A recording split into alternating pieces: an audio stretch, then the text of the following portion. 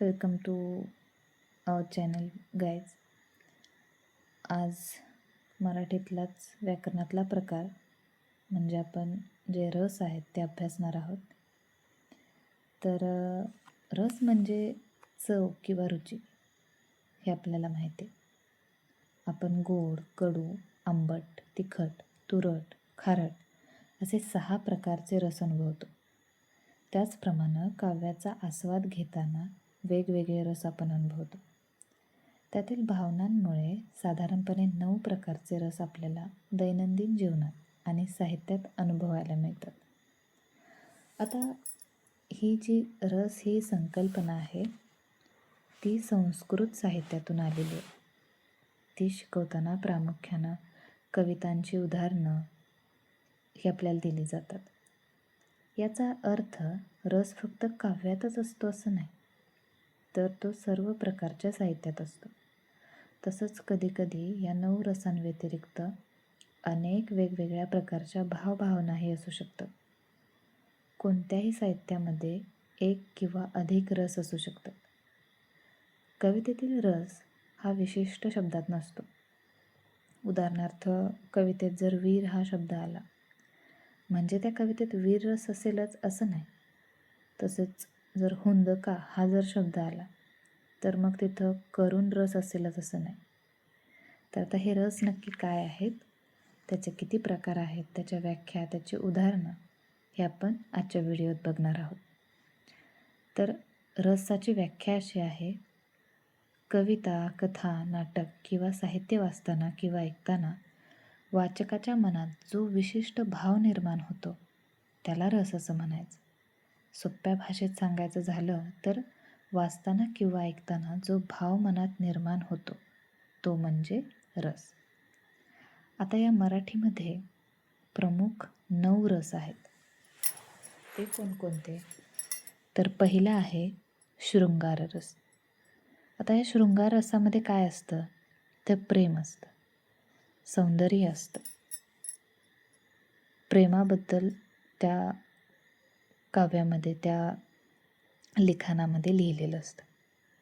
त्यानंतर हास्यरस.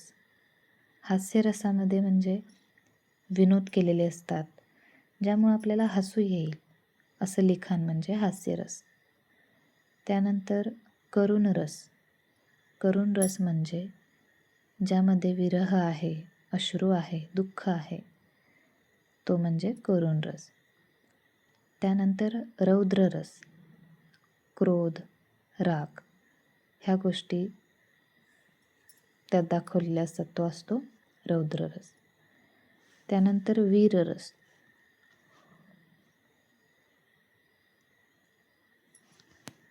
वीर रसामध्ये बघा उत्साह, शौर्य, वीरता, काहीतरी धाडस दाखवलेलं असतं, तो म्हणजे असतो वीररस. त्यानंतर भयानक रस. भयानक वर्णनं, भीती, भय असे जे काही वर्णन ज्या रसामध्ये, ज्या लिखाणामध्ये आढळतं तो म्हणजे भयानक रस. त्यानंतर बिभत्स रस.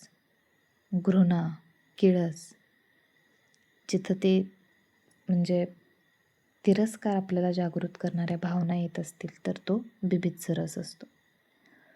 त्यानंतर अद्भुत रस. अद्भुत रसामध्ये अद्भुत, रम्य, विस्मयजनक, आश्चर्यकारक भावना जिथं आपल्याला दिसून येतात तो अद्भुत रस असतो. त्यानंतर शांतरस. शांतरसामध्ये बघा शब्दातच आहे शांती, समाधान, भक्तिभाव अशा स्वरूपातील किंवा निसर्गाचं वर्णन असेल तो असतो, तो शांतरस असतो. आता हे जे 9 रस आपण बघितले ते आपण इन डिटेलमध्ये बघूया. पहिला आहे तो म्हणजे शृंगार रस. शृंगार रस म्हणजे लक्षात ठेवायचं की प्रेम. त्याची व्याख्या अशी आहे: प्रेम, सौंदर्य, स्नेह, आकर्षण यामुळं निर्माण होणारा रस म्हणजे शृंगार रस.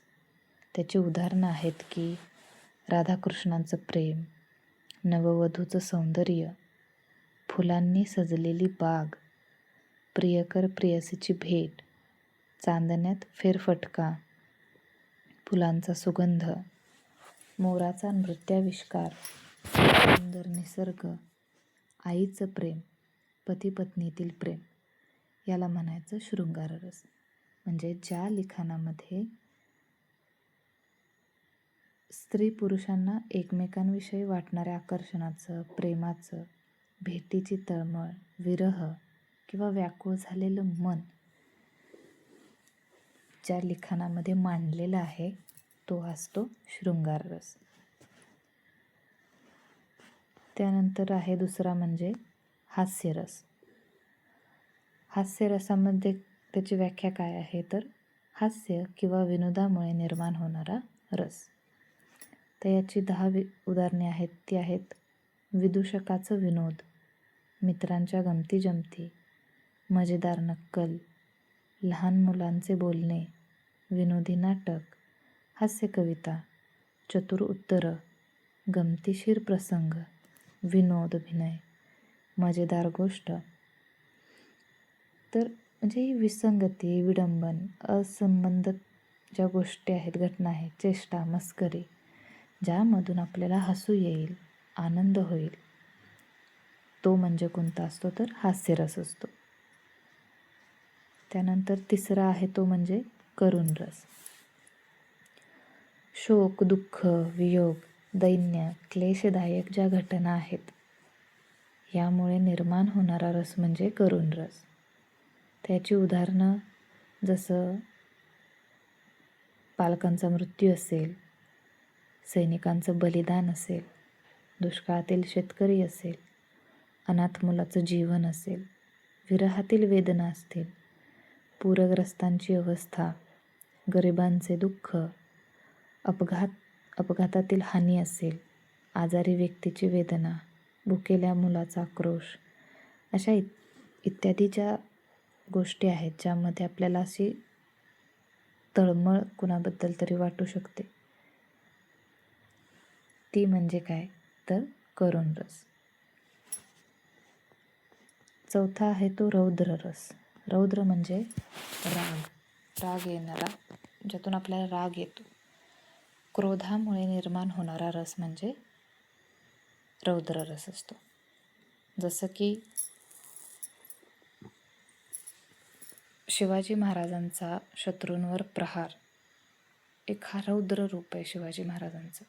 त्यांना राग आलेला आहे आणि त्या रागाच्या भरात त्यांनी काय केलेलं आहे, शत्रूवर प्रहार केलेला आहे. त्यानंतर अन्यायाविरुद्ध संताप, रणांगणातील क्रोध, दुर्गेचा महिषासुरवध, भ्रष्टाचाराविरुद्ध रोष, अत्याचाराचा प्रतिकार, शत्रूवर हल्ला, क्रोधित योद्धा, अन्याय करणाऱ्यावर संताप, युद्धातील उग्र रूप. या सर्व गोष्टी म्हणजेच क्रोधाची आपल्याला जेवढी तीव्र भावना, तसंच निसर्गाचं जे प्रलयकारी रूप आहे, याचं सगळ्याचं वर्णन ज्यामध्ये केलेलं आहे तो असतो रौद्र रस. त्यानंतर आहे वीररस. आता याची व्याख्या अशी, शौर्य, धैर्य, पराक्रम यामुळे निर्माण होणारा रस म्हणजे वीररस. त्याची उदाहरणं आहेत छत्रपती शिवाजी महाराजांचे पराक्रम, महाराणा प्रतापांचे शौर्य, सैनिकांची देशसेवा, भगतसिंगांचे बलिदान, रणांगणातील लढाई, संकटात मदत करणारा युवक, धैर्याने आग विझवणारा अग्निशामक, सीमारक्षण करणारे जवान, स्वातंत्र्य सैनिकांचे कार्य आणि संकटाला सामोरे जाणारा वीर. हा जो वीररस आहे यामध्ये पराक्रम, शौर्य, धाडस आणि जी लढाऊ वृत्ती आहे तो जो जिथं दिसून येतो तो असतो तो वीररस असतो. त्यानंतर आहे तो भयानक रस. याची जी व्याख्या आहे ती म्हणजे ज्या वाचनामुळे आपल्याला भीती निर्माण होते त्याला म्हणायचं, ज्यामध्ये भयानक वर्णन आहे, भीतीदायक काही वाक्य आहेत, वर्णन आहेत, त्यामध्ये मृत्यू असेल, भूतप्रेत, स्मशान किंवा एखाद्याची हत्या, खून, या सर्व ज्यामध्ये असतो तो भयानक रस असतो. तर याची उदाहरणं आहेत ती अंधारलेलं जंगल, स्मशानभूमी, विजांचा कडकडाट, भुताटकीचा वाडा, वाघाची डरकाळी, साप समोर येणं, रात्रीची एकांत वाट, भूकंप, वादळ, भयानक चित्रपट. ज्यामुळे आपल्याला भीती निर्माण होते तो असतो तो भयानक रस. त्यानंतर बीभत्स रस. तर याचं म्हणजे काय व्याख्या आहे की ज्यामुळे आपल्याला किळस निर्माण होते किंवा एखाद्याबद्दल घृणा निर्माण होते, तिरस्कार जागृत करणाऱ्या ज्या भावना आपल्यामध्ये निर्माण होतात तो म्हणजे बीभत्स रस. त्याची उदाहरणं जसं की कुजलेलं अन्न, घाणेरडं पाणी, दुर्गंधी, कचऱ्याचा ढीग, सडलेलं फळ, रक्ताने माखलेली जागा, घाणेरडे कपडे, अस्वच्छ परिसर, कुजलेला प्राणी, घाणेरडा नाला. ज्या काही घाणेरड्या गोष्टी आहेत सगळ्या ज्याचं त्यात वर्णन आहे ते म्हणजे बीभत्स रस. त्यानंतर तो आहे अद्भुत रस. अद्भुत रसाची व्याख्या आहे की आश्चर्य निर्माण करणारा रस. त्याची उदाहरणं जी आहेत ती आहेत इंद्रधनुष्य, ताजमहाल, अवकाश प्रवास, हिमालय, चमत्कारिक घटना, ग्रहण, धबधबा, वैज्ञानिक शोध, जादूचा प्रयोग, प्राचीन लेणी. अशा ज्या काही वेगवेगळ्या गोष्टी आहेत त्यामध्ये आपल्याला आश्चर्य निर्माण होईल, आपल्याला त्याबद्दल कुतूहल वाटेल, त्या गोष्टी अद्भुत, नयनरम्य, ज्या आपण विसरू शकत नाही, विस्मयजनक आपल्याला वाटतील, अशा सगळ्या ज्या गोष्टी आहेत त्या सगळ्या अद्भुत रसामध्ये येतात. आता शेवटचा जो रस आहे तो आहे शांतरस.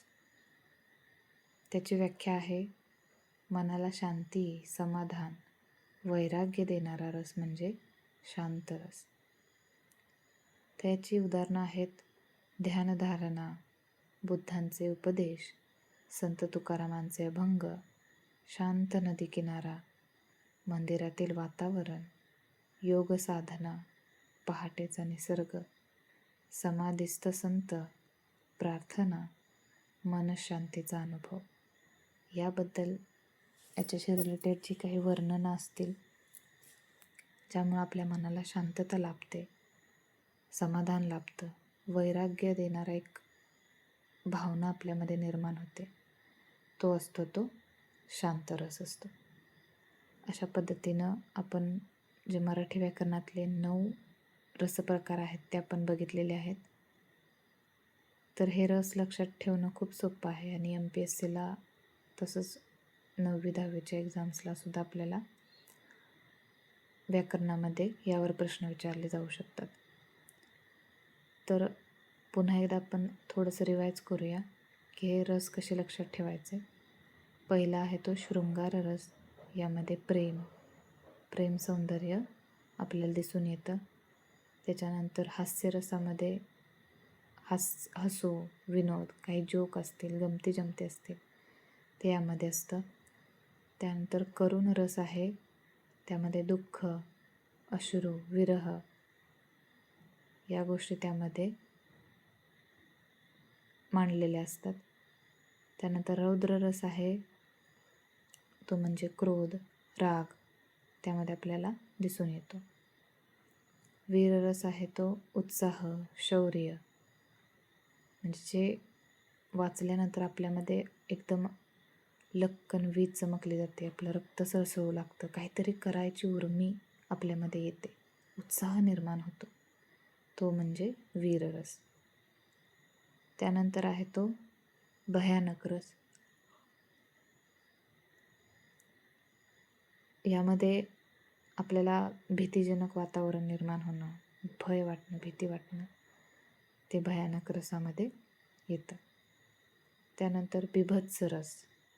बीभत्स रस म्हणजे ज्यामुळे आपल्याला घृणा येते, किळस येते, त्याची घाण वाटते, तो म्हणजे बीभत्स रस. त्यानंतर आहे तो अद्भुत रस. आश्चर्य वाटणारा, म्हणजे आपल्याला ज्या वाचनामुळे आश्चर्य वाटलं आहे किंवा एकदम अद्भुत, हे परत असं होऊ शकत नाही, हे एकमेव आहे असं डोळ्यांना आपल्या भासतं, आश्चर्यकारक वाटतं, ते म्हणजे अद्भुत रस. त्यानंतर तो आहे शांतरस. शांतरसामध्ये आपल्या मनाला शांतता लाभते, समाधान लाभतं, ते म्हणजे काय तर शांतरस. अशा पद्धतीनं 9 रसप्रकार आपण बघितलेले आहेत. याच्याही नोट्स तुम्हाला हवे असतील तर मला नक्की कमेंट करा. व्हिडिओ आवडल्यास लाईक, शेअर आणि सबस्क्राईब करा.